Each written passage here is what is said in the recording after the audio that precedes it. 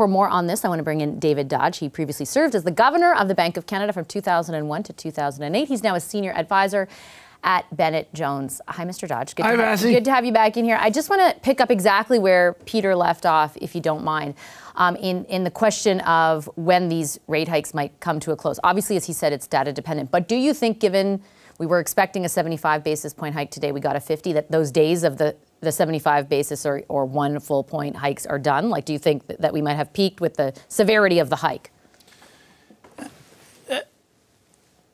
I don't know where we're going to end up, but let's look at what it means. We are now 0.75 points above what the bank assesses to be the top of a neutral range. So you've got 0.75 more of restriction. Maybe you need 1, maybe you need 1 1/4 more, but something in that range. Probably by the time we get to next May or June, we'll have put enough restriction on demand that indeed it'll be a rate which at that point in time will be less than the rate of inflation, because the rate of inflation will have come down. And so the bank clearly doesn't want to put themselves in a position where next June they're sitting with a bank rate which is way above the current rate of inflation, very strongly positive. So, yes, we've got more to come. How much? We'll see. The bank's governor, Tiff Macklem, talked today about striking a balance. I actually want to play part of what he said for you and our audience, and then we'll get you to weigh in on that balancing act. If the control room doesn't mind, can we play that clip? If we don't do enough, Canadians will continue to endure the hardship of high inflation. And they will come to expect persistently high inflation, which will require much higher interest rates and potentially a severe recession to control inflation. Nobody wants that. If we do too much, we could slow the economy more than needed. And we know that has harmful consequences for people's ability to service their debts, for their jobs, and for their businesses. So let me just pick up out of that, Mr. Dodge, and ask you, because there is a debate going on right now, not just in the halls of Parliament Hall, but between economists about how aggressive the banks, central banks, should be. Do you feel that debate is weighing on Tiff Macklem in this decision? Absolutely. And do you think he made the right decision by tempering the hike today? No. So what he is saying is that we're dealing with a very difficult balancing act. But at the moment, the risks of not doing enough are greater than the risk of doing too much. Just as back in the summer of 2020, we said, look, we didn't know what was going to happen, but the risks of not doing enough to deal with the situation were so great that we did a lot, right? So can I distill that for our audience? Are you saying that the risk of persistently high rates of inflation is greater than the risk of a recession, triggering a recession right now?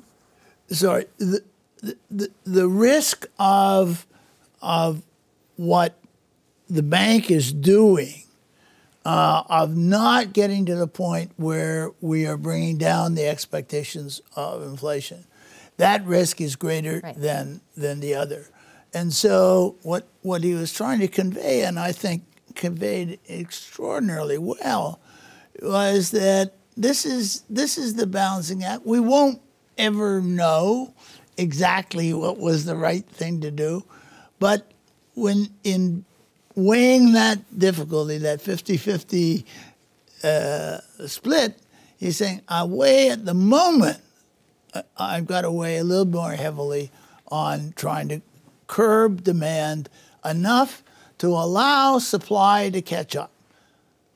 What if it doesn't? And I ask you because the extraneous factors that have constrained supply include a war that's still going on, and include economies and supply chains in places like China, which have employed a different approach to COVID and certainly don't seem to be backing down from that approach. What if supply isn't the thing we can rely on?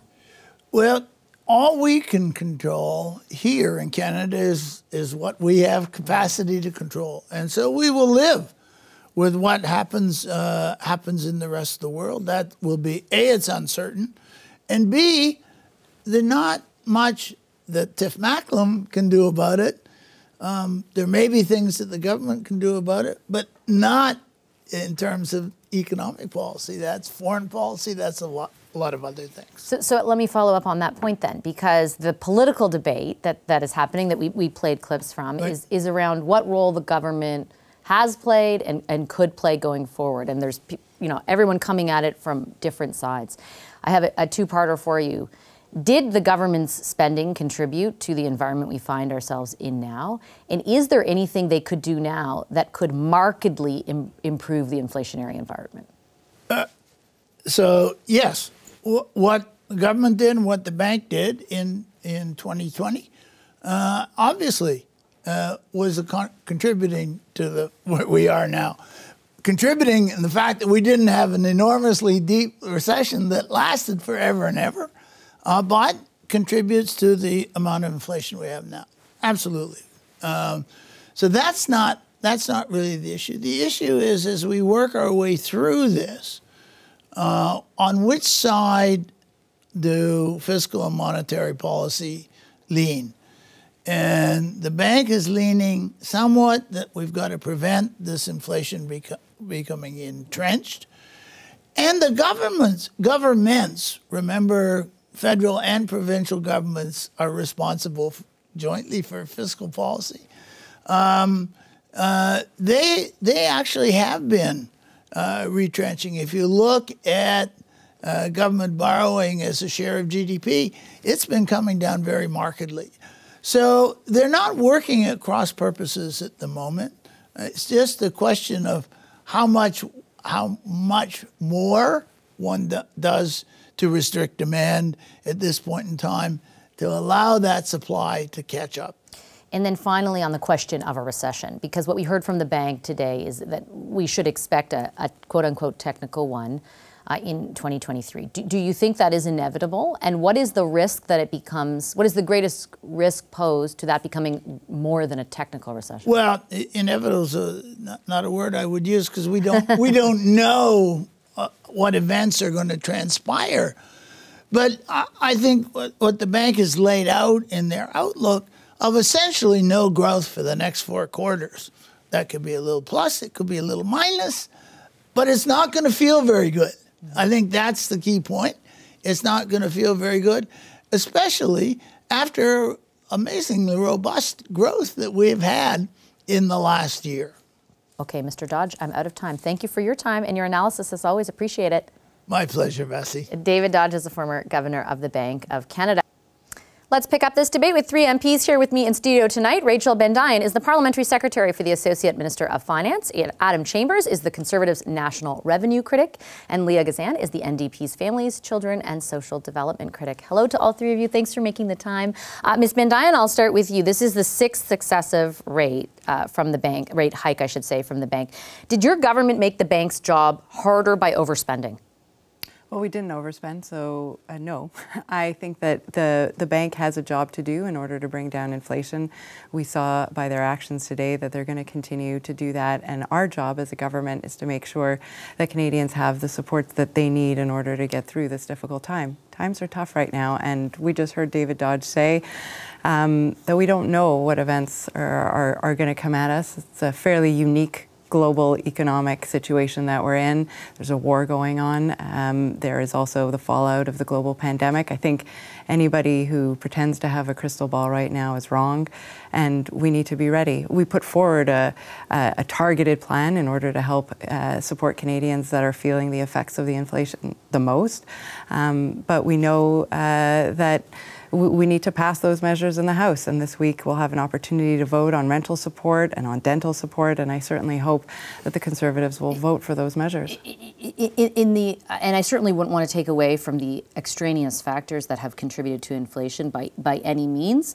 That would be dishonest of me. But on the issue of government spending, I was reading through an analysis of the temporary pandemic spending as it was characterized by your government. It was about $114 billion.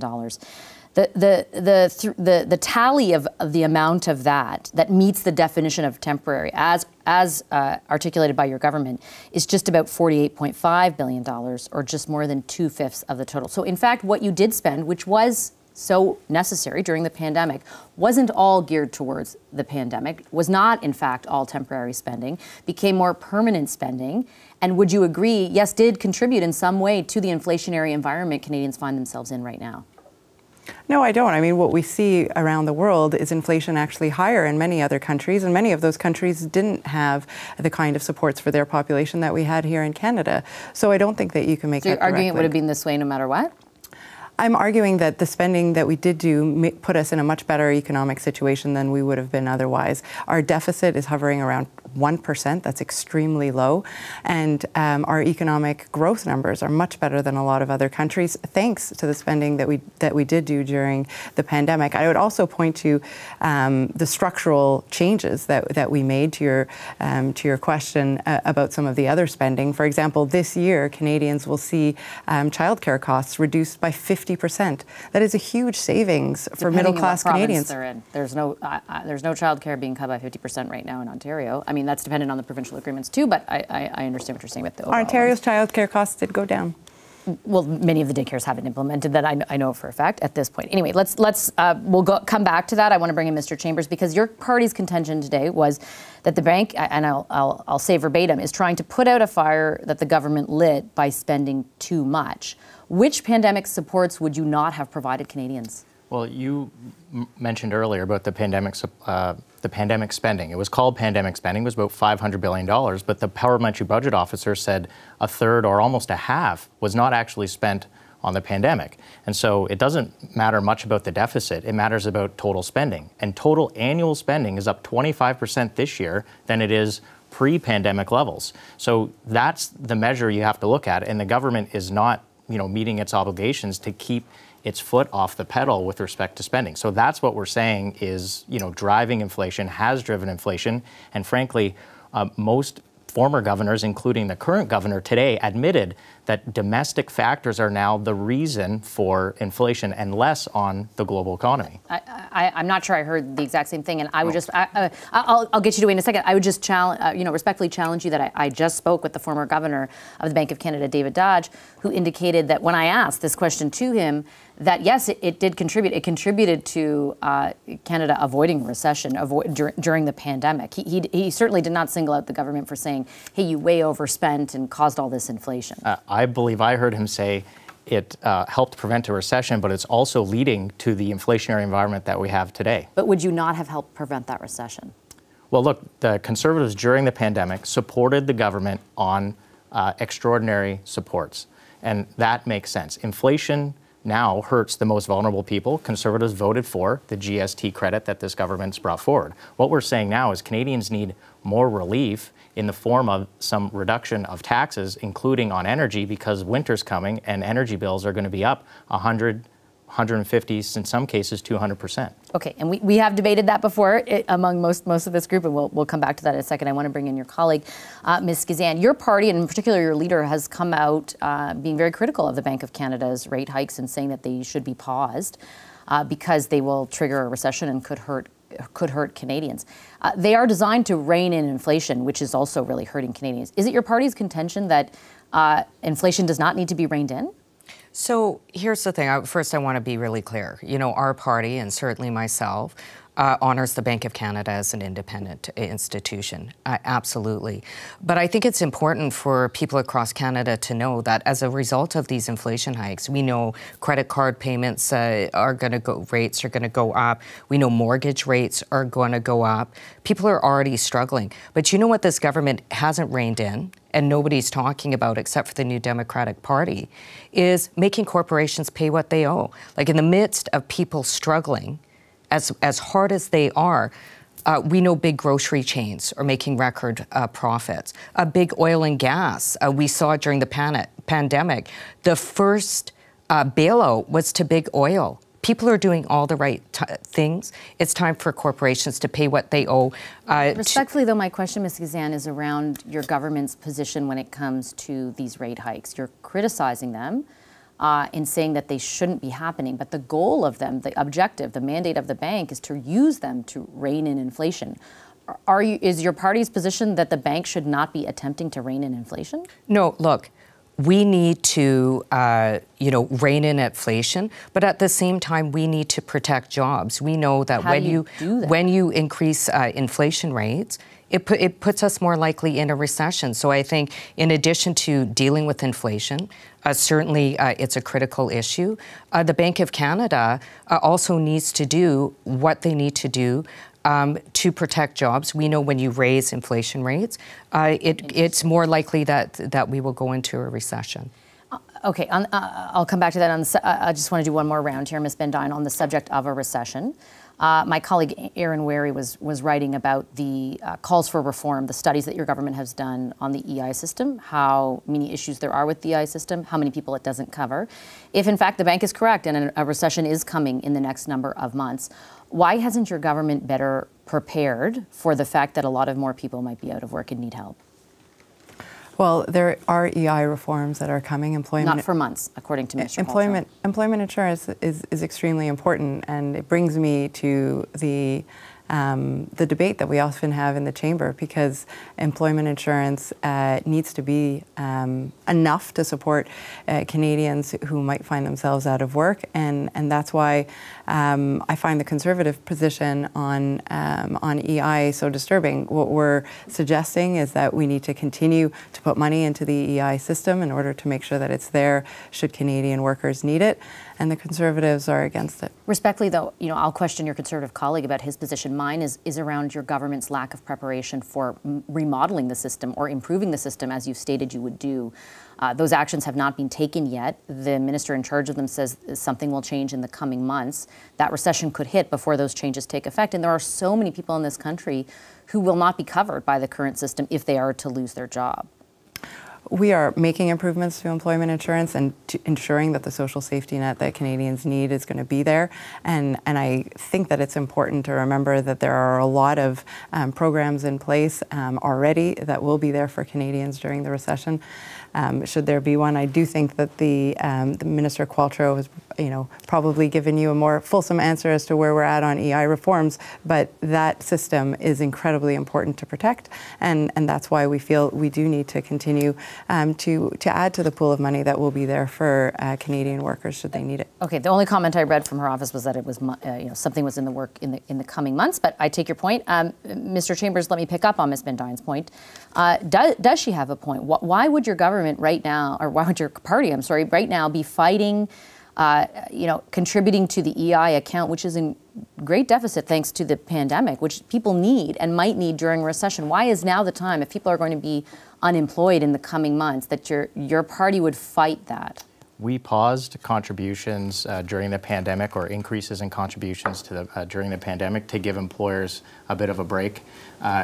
When we're looking at the face of economic uncertainty and potentially a recession, look, we don't hope there's a recession coming. What we're saying is it is uncertain for many employers.